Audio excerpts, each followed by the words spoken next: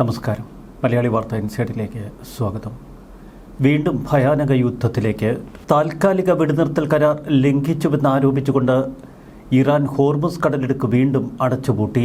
മറുവശത്ത് ഇറാനുമേൽ കൂടുതൽ സമ്മർദ്ദം തുടരുകയാണ് American president Donald Trump.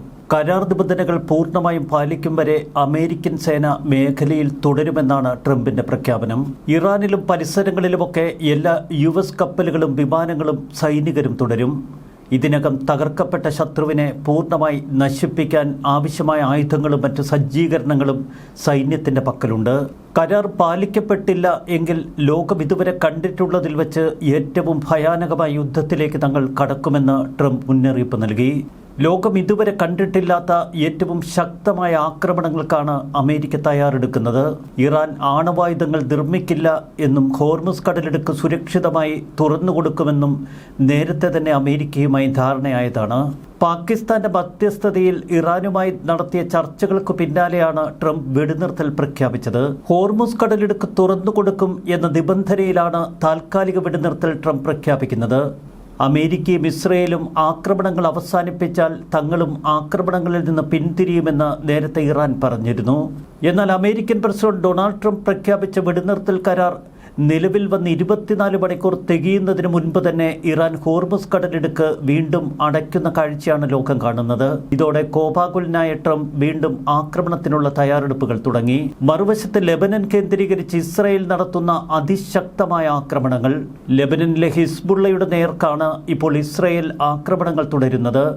Iran പ്രോക്സികളായ ഹിസ്ബുള്ളയെ ഇത്രയധികം ആക്രമിക്കുന്നത് ഇറാനെ ഭയപ്പെടുത്തുന്നു. ഇറാനുമായുള്ള സമാധാന കരാർ ഇസ്രായേൽ ലംഘിച്ചുവെന്നും അതുകൊണ്ട് തന്നെ ഈ കരാർ പാലിക്കാൻ തങ്ങൾക്കിനി ബാധ്യസ്ഥതയില്ല എന്നാണ് ഇറാന്റെ നിലപാട്.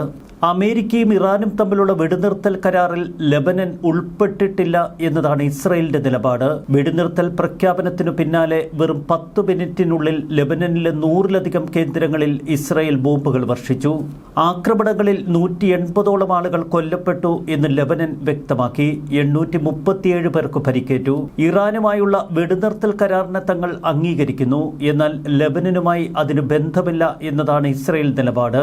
ഇസ്രായേൽ ആക്രമണം തുടരുന്നതിൽ പ്രതിഷേധിച്ചാണ് കരാറിൽ നിന്ന് ഇറാൻ പിന്മാറിയതെന്ന് ഇറാൻ വ്യക്തമാക്കുന്നു. ആഗോള എണ്ണ വിപണിയുടെ ഗതി നിയന്ത്രിക്കുന്ന ഹോർമുസ് കടലിടുക്കിൽ വീണ്ടും നിയന്ത്രണം ഏർപ്പെടുത്തിയതോടെ ഏറ്റവും കടുത്ത സമ്മർദ്ദത്തിലേക്ക് ട്രംപും കടക്കുന്നു. US ഇറാൻ വെടിനിർത്തൽ കരാർ പ്രഖ്യാപിച്ചതിന് പിന്നാലെ 2 വാണിജ്യ കപ്പലുകൾ ഹോർമുസ് കടലിടുക്ക് കടന്നിരുന്നു. എന്നാൽ പിന്നീട് ഇറാൻ നിയന്ത്രണം ശക്തമാക്കി. കാര്യങ്ങൾ കൈവിട്ടു പോകുന്നു എന്ന തോന്നൽ ഇപ്പോൾ ശക്തമാണ്. ഇറാനിലുള്ള ഇന്ത്യക്കാർ എത്രയും വേഗം രാജ്യം വിടണമെന്ന് ഇന്ത്യൻ എംബസി ആവശ്യപ്പെട്ടു.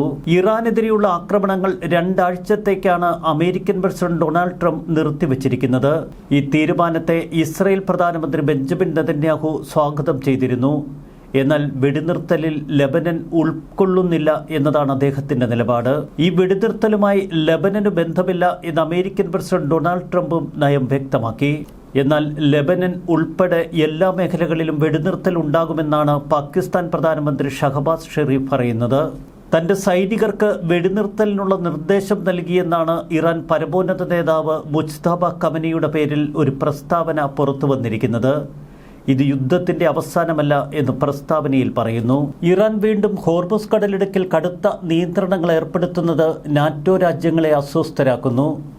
ഇറാനിലെ യുദ്ധത്തിൽ ഇടപെടുന്നതിൽ നാറ്റോ പരാജയപ്പെട്ടുവെന്നാണ് ഇന്നലെ ഡൊണാൾഡ് ട്രംപ് വീണ്ടും പറഞ്ഞത്. ലോകത്തിലെ എണ്ണ വിതരണത്തിന്റെ 1/5 കടന്നുപോകുന്ന ഹോർമുസ് കടലിടുക്ക് ലോകത്തിന് മുന്നിൽ തുറന്നു കൊടുക്കുന്നതിൽ നാറ്റോ പരാജയപ്പെട്ടു. അമേരിക്കയെ സംബന്ധിച്ച് ഹോർമുസ് കടലിടുക്കിന് വലിയ പ്രാധാന്യമില്ല. നമുക്കവരെ ആവശ്യമുള്ളപ്പോൾ അവർ നമുക്കൊപ്പം നിന്നില്ല എന്നാണ് ട്രംപ് പറഞ്ഞത്. നമുക്കവരെ ആവശ്യമുണ്ടെങ്കിൽ അവർ അവിടെ ഉണ്ടാകില്ല. എന്നാൽ മറ്റൊരു ഭീഷണി ഇപ്പോൾ ട്രംപ് ഉയർത്തുന്നു. ഗ്രീൻലൻഡിനെ നിങ്ങൾ ഓർക്കുന്നുണ്ടോ? ഒരു ഐസ് കഷ്ണം മാത്രമാണത്. അത് അമേരിക്കയ്ക്കേറെ വേണ്ടപ്പെട്ടതെന്നാണ് ഇപ്പോൾ ട്രംപ് പറഞ്ഞു വെക്കുന്നത്. ഇറാന്റെ ആണവശേഷിയെ നശിപ്പിക്കുന്നത് US-ലും യൂറോപ്പിലും മിഡിൽ ഈസ്റ്റിലും നിങ്ങളുടെയും എന്റെയും ഒക്കെ സുരക്ഷയ്ക്ക് വളരെ പ്രധാനമാണ് എന്ന് നാറ്റോ മറന്നുവെന്ന് ട്രംപ് പറഞ്ഞു. കഴിഞ്ഞ 6 ആഴ്ചകളായി അമേരിക്കയ്ക്ക് നേരെ നാറ്റോ പുറംതിരിഞ്ഞു നിന്നതിൽ വലിയ കോപത്തിലാണ് അമേരിക്കൻ പ്രസിഡന്റ് ഡൊണാൾഡ് ട്രംപ്. നാറ്റോയിൽ നിന്ന് പിന്മാറുന്നതുൾപ്പെടെ തങ്ങൾ ആലോചിക്കുന്നുവെന്ന് ട്രംപ് പറഞ്ഞു വയ്ക്കുന്നു. ഈ താൽക്കാലിക വെടിനിർത്തൽ കരാർ പോലും കൂടുതൽ സമ്മർദ്ദമുണ്ടാക്കുന്നത് യൂറോപ്യൻ യൂണിയൻ രാജ്യങ്ങൾക്ക്. വെടിനിർത്തലിൻ്റെ ഭാഗമായുള്ള ചർച്ചകളിൽ ഇറാൻ മുന്നോട്ട് വയ്ക്കുന്ന മുഖ്യ നിബന്ധനകളിലൊന്ന് ഹോർമുസ് കടലിടുക്കിൻ്റെ നിയന്ത്രണം തങ്ങൾക്ക് വേണമെന്നാണ്. തങ്ങളുടെ അനുവാദമില്ലാതെ കടലിടുക്കിലൂടെ സഞ്ചരിക്കാൻ ശ്രമിച്ചാൽ എണ്ണ ടാങ്കറുകൾ നശിപ്പിക്കുമെന്ന് ഇറാൻ വീണ്ടും ഭീഷണി മുഴക്കുന്നു. ഒരു വശത്ത് വെടിനിർത്തൽ പ്രപ്പോസൽ, മറുവശത്ത് ഇറാൻ മുന്നോട്ട് വെച്ച 10 പോയിന്റ്. ഈ 10 പോയിന്റുകൾ പൂർണ്ണമായി യൂറോപ്പ് ഉൾപ്പെടെയുള്ള രാജ്യങ്ങളെ തികച്ചും സമ്മർദ്ദത്തിലാഴ്ത്തുന്നു. വെടിനിർത്തൽ കരാർ ലംഘിച്ചാൽ ഇറാൻ ഇതുവരെ കാണാത്ത വിധത്തിൽ ആക്രമണം നടത്തുമെന്ന ട്രംപിൻ്റെ ഭീഷണി. ഇതിനെ പൂർണ്ണമായും അംഗീകരിക്കുക മാത്രമാണ് ഇനി യൂറോപ്യൻ യൂണിയൻ രാജ്യങ്ങൾക്ക് മുന്നിലുള്ള ഏക പോംവഴി. ഇനിയും യുദ്ധം തുടരരുത് എന്ന് അമേരിക്കയോട് അഭ്യർത്ഥിക്കാൻ യൂറോപ്യൻ രാജ്യങ്ങൾക്ക് കഴിയില്ല. കാരണം ഹോർമുസ് അടഞ്ഞു കിടക്കും. അത് യൂറോപ്യൻ രാജ്യങ്ങളുടെ നട്ടെല്ല് തകർക്കും. ലെബനൻ ഒരു കാരണവശാലും വെടിനിർത്തൽ കരാറിൻ്റെ ഭാഗമാകില്ല എന്ന് അമേരിക്കയും ഇസ്രയേലും ആവർത്തിച്ച് വ്യക്തമാക്കുന്നു. മറുവശത്ത് പാകിസ്ഥാൻ ഒരു പ്രാദേശിക അവധിയാണിപ്പോൾ പ്രഖ്യാപിച്ചിരിക്കുന്നത്. വെടിനിർത്തൽ കരാർ ചർച്ചകൾക്കായി അമേരിക്കൻ ഇറാൻ പ്രതിനിധികൾ പാകിസ്ഥാനിലെത്തുന്നത് പ്രമാണിച്ചാണ് 2 ദിവസ പ്രാദേശിക അവധി പാകിസ്ഥാൻ പ്രഖ്യാപിച്ചിരിക്കുന്നത്. ഇറാൻ കടലിടുക്കിൽ ഇപ്പോഴും കപ്പലുകൾ തടയുന്നത് തുടരുകയാണ് എന്ന് അന്താരാഷ്ട്ര മാധ്യമങ്ങൾ.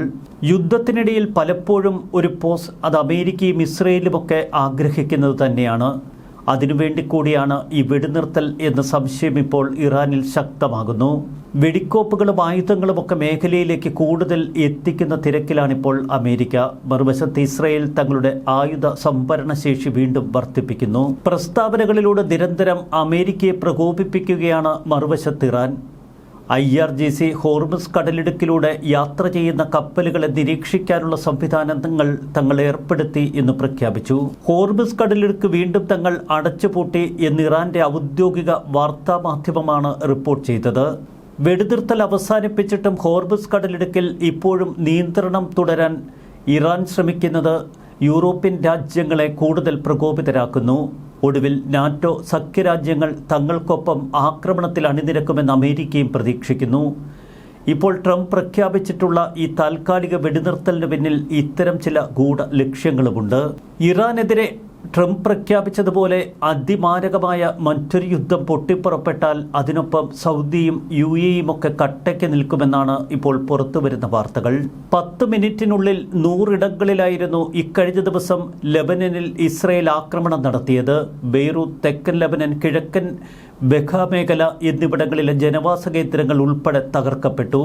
ജനത്തിരക്കുള്ള തെരുവുകൾ കേന്ദ്രീകരിച്ചായിരുന്നു ഏറ്റവും മാരകമായ ആക്രമണങ്ങൾ. നഗരത്തിലെ ആശുപത്രികൾ പരിക്കേറ്റവരെ കൊണ്ട് നിറഞ്ഞു. അടിയന്തരമായി രക്തം ദാനം ചെയ്യാൻ ആരോഗ്യ മന്ത്രാലയം അഭ്യർത്ഥന പുറപ്പെടുവിച്ചു. യാതൊരുവിധ മുന്നറിയിപ്പുമില്ലാതെയാണ് ജനവാസ മേഖലകളിൽ ഇസ്രയേൽ ബോംബാക്രമണം നടത്തിയത് എന്ന് ലെബനൻ ഭരണകൂടം പറയുന്നു. ജനങ്ങൾക്കിടയിൽ വലിയ പരിഭ്രാന്തി സൃഷ്ടിച്ച ആക്രമണമാണ് ഇസ്രയേൽ ലെബനനു നേർക്ക് നടത്തിയത്. വെടിനിർത്തൽ കരാർ ലംഘിച്ചുവെന്ന് ആരോപിച്ചുകൊണ്ട് ഇറാൻ തന്നെ ഹോർമുസ് കടലിടുക്ക് അടച്ചുപൂട്ടി ഇപ്പോൾ പ്രഖ്യാപിക്കുന്നത് ഗൾഫ് രാജ്യങ്ങൾക്ക് നേരെ വീണ്ടും തങ്ങൾ ആക്രമണങ്ങൾ തൊടുക്കുമെന്ന്. ഒരിക്കലും അവസാനിക്കാത്ത യുദ്ധമായി ഇറാൻ യുദ്ധം മാറുന്നുവോ എന്ന് യുദ്ധവിദഗ്ധർ പോലും സംശയിക്കുന്നു. ഇറാൻ യുദ്ധം അമേരിക്കയുടെ മറ്റൊരു തന്ത്രപരമായ പരാജയമെന്ന് പരിഹസിച്ചിരുന്നവരുടെ നേർക്കാണ് ഇപ്പോൾ ട്രംപിൻ്റെ അതിശക്തമായ മുന്നറിയിപ്പ്. ഏറ്റവും മാരകമായ ആക്രമണത്തിന് അമേരിക്കയെ നിങ്ങൾ നിർബന്ധിക്കരുത്. ഏറ്റവും ശക്തമായ ആക്രമണങ്ങൾക്ക് മണിക്കൂറുകൾ മാത്രം ബാക്കി നിൽക്കവേ അപ്രതീക്ഷിതമായി ഒരു വെടിനിർത്തൽ കരാർ. അനിശ്ചിതത്വങ്ങൾ നീണ്ട ഒരിടവേളയിൽ എത്തി നിൽക്കുകയായിരുന്നു അപ്പോൾ ലോകം. എന്നാൽ ട്രംപിൻ്റെ പ്രഖ്യാപനത്തിൽ ഇപ്പോൾ ലോകം കാണുന്നത് ഒരു വെടിനിർത്തലല്ല, ഇനിയും ഒരുവിധ വ്യക്തതയുമില്ലാത്ത 2 ആഴ്ച പോസിംഗ് മാത്രം.